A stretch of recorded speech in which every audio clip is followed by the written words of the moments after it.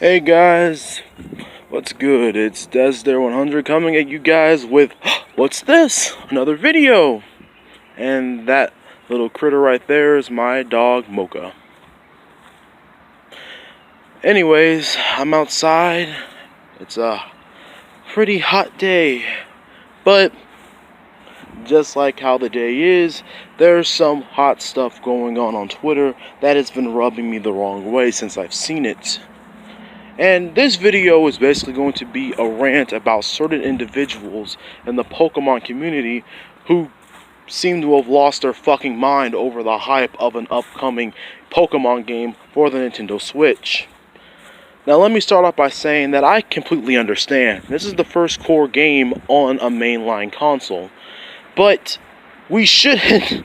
It's just a Pokemon game. We get one of these every other year. I'm not trying to take away from the excitement, but it's not like we don't get an endless supply of Pokemon games. So, yeah, this is the first one for a Nintendo console, but it's just going to be another Pokemon game. And I guarantee you, immediately after people beat this one, they're going to be begging for the next one, whatever it may be.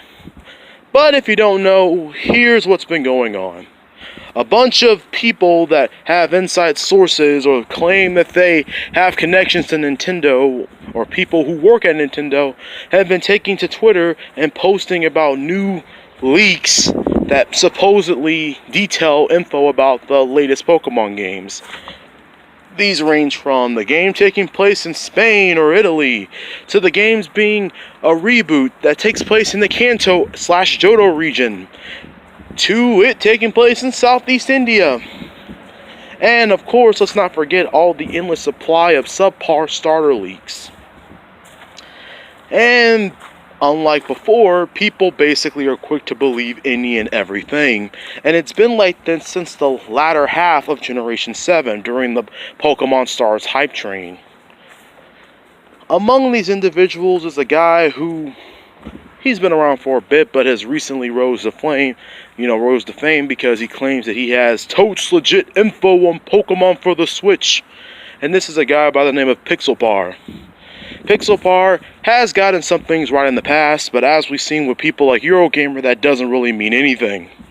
Anyways, Pixelpar, I think this was after the whole lemur, rabbit, platypus leak, claimed to have legit info, stating stuff like the Ultra Beasts that were introduced in Pokemon Ultra Sun and Moon were actually for the Switch game, which is actually incorrect.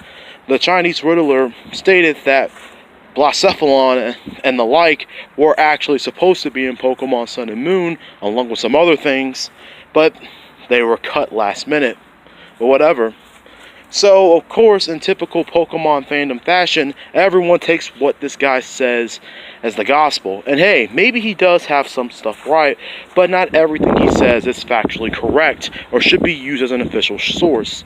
It's more or less clickbait, and he's not the only guy that's done this, so the fact that they keep falling for the same trick over and over again is just really stupid. But anyways, he set a deadline for himself, and it turned out that this was incorrect.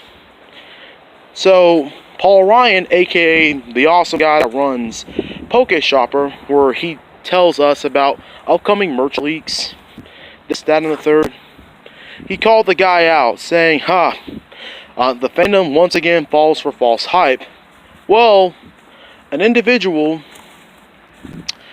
who shall remain nameless got on their soapbox and attacked Paul Ryan, saying that Paul Ryan did the exact same thing by hyping up a potential evolution.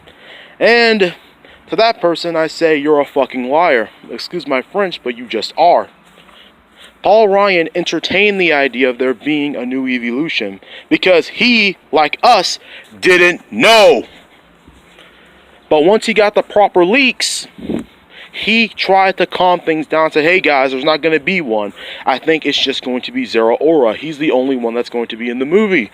But because the Pokemon fandom would rather lick the asshole of anyone who gives them hype, they didn't listen to Paul. So they had no one but themselves to be upset with. But of course, Paul retaliated, and this person and their flunkies jumped Paul again, bought his wife into it, and did a bunch of other stupid shit. Defending a guy who's just been flip-flopping from day one.